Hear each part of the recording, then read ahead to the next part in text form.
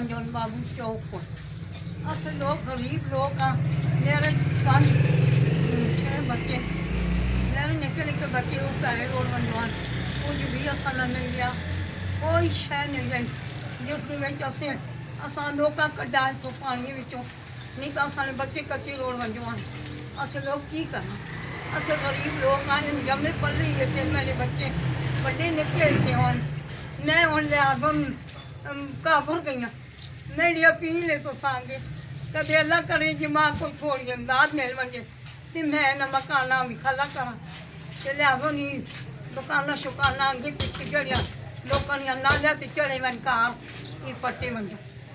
अस लोग और नहीं तो सुखले वहाँ अस बहुत गरीब मस्कीन लोग अगों हम तो सनी अपनी मर्जी है अस बहुत गरीब लोग अस की करना असें हम कुछ नहीं कर सकते। मैं बेवा जनानी हाँ मेरे सिर से साई कोई नहीं मेरे 4-5 बच्चे रोल गए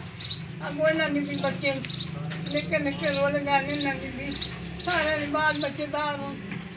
उन्होंने जी मैं सारा समान भी रोल गए असन कुछ शह नहीं रही जू अस लोग रह गए सड़कों पर बैठे बैठे रब बैठी पाया तो सानी मेहरबानी है बहुत बहुत नवाज अस लोग जो पकाया रूप के लोग आए बच्चा कड़ा बाहर